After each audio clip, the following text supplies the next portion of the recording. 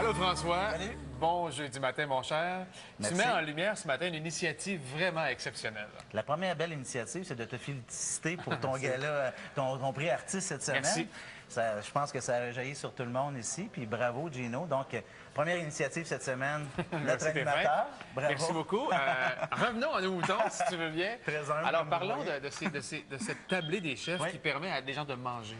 En fait, ça part d'une prise de conscience d'un jeune qui s'appelle toujours Jean-François Archambault, mais qui sortait de l'école hôtelière et qui a commencé à travailler dans les gros banquets, dans des mariages, dans les grands hôtels, et qui a eu une prise de conscience. Il s'est dit, mon Dieu, qu'il y a de la nourriture qui se perd. Par exemple, Gino, tu célèbres ton mariage, Oui. 250 invités, il y en a 200 qui viennent, il reste 50 couverts. Il faut savoir que les hôteliers ne peuvent pas garder cette nourriture-là, donc ils les envoyaient systématiquement dans les Aux rebuts, ordures, hein, aux ouais. ordures. Mais lui, son papa étant avocat, a trouvé une espèce de brèche dans la législation qui dit qu'on peut donner cette nourriture-là à un organisme de bienfaisance. Donc, c'est là est née la tablée des chefs qui vise justement à récupérer et à redistribuer la nourriture de ces grands restaurants-là dans des organismes, dans les banques alimentaires, OK. des organismes de bienfaisance. Cette semaine, je suis allé au Manoir Richelieu, dans la région de Charlevoix, pour aller rencontrer Jean-François avec le Manoir Richelieu, avec les gens du Manoir Richelieu, qui sont les premiers à avoir adhéré à la tablée des chefs. On regarde le reportage.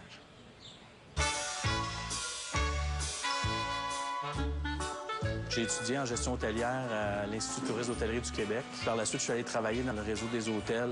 Il y a plein d'occasions où j'avais vu des surplus qui étaient encore comestibles, encore mangeables, mais qui étaient jetés.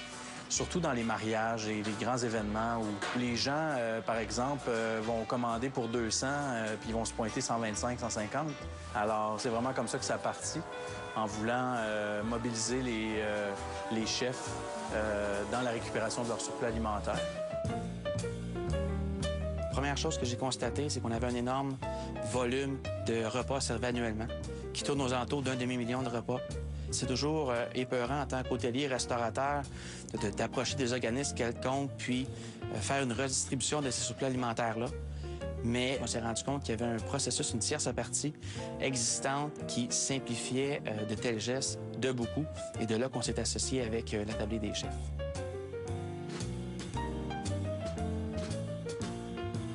Les surplus qui proviennent de la tablée des chefs, c'est une nourriture qui est de qualité.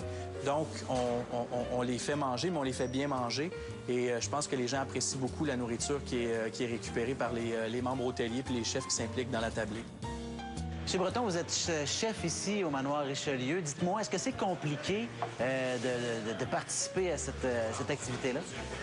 C'est un geste qui est facile à faire, un geste qui va aider beaucoup de personnes, surtout en ce moment où on sait que quand même il y a une crise et je pense que ça va faire plaisir à beaucoup de monde. La seule gestion que ça va demander, c'est que quand on a des retours, plutôt que de les mettre dans la poubelle, ben, on les met dans des bacs et faire un téléphone pour appeler les bénévoles qui vont venir chercher la nourriture.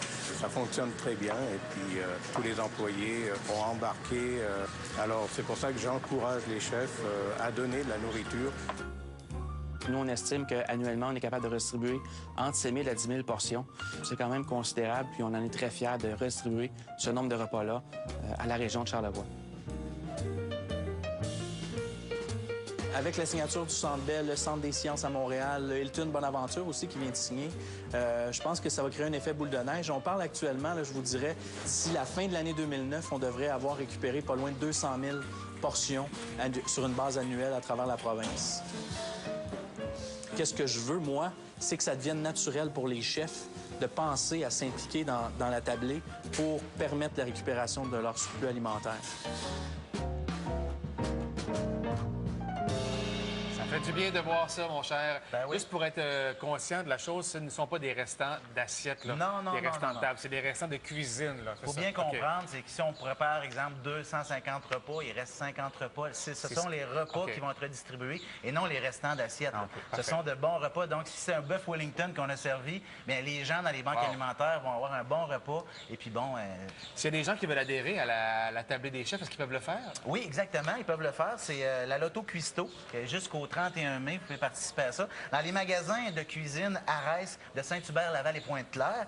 Et les fonds amassés vont permettre, justement, il y a 18 000 en prix, vont permettre à faire, justement, de la formation culinaire auprès de jeunes défavorisés du Québec. Et ce que je veux parler également, Gino, c'est que l'atelier des chefs, ça mobilise à 3 niveaux. On va voir des photos à l'écran, d'ailleurs. Premièrement, c'est la redistribution de leur surplus alimentaire. On parle d'à peu près 300 000 portions annuellement qui sont redistribuées. Deuxièmement, il y a la préparation de repas prêts à manger au profit de banques alimentaires et organismes communautaires. Ça se fait avec les 13 écoles de formation culinaire du Québec. Chaque année, les 400 élèves de ces 13 écoles-là vont donner 72 000 repas. Cette année, ils ont donné 72 000 repas aux gens défavorisés. Ce sont des jeunes, dans le fond, qui sont formés pour de futurs chefs ou initiés à la cuisine. Effectivement. Et également, il y a le troisième volet, c'est le transfert de connaissances culinaires auprès de jeunes défavorisés. Écoute, d'ailleurs, notre collègue Jean-François Plante va être d'un atelier, parce qu'il y a des ateliers qui se passent à Longueuil. Ça coûte 60 $ pour 3 heures. Tous les fonds sont donnés à la tablée des chefs. Et Jean-François va faire le 13 mai, je crois, à 18h30, des formations au profit de la tablée des chefs. Donc, tout ça pour permettre à des gens ici au Québec, chez nous, de manger 3 repas par jour et puis d'éviter de jeter ça dans les sites d'enfouissement. Bravo, Jean-François, pour l'initiative. Et si vous voulez d'autres détails sur le site web, il y a la chronique de François est là, évidemment. La tablée des chefs, excellente idée pour nourrir des bouches qui en ont besoin. Merci, Salut, mon cher.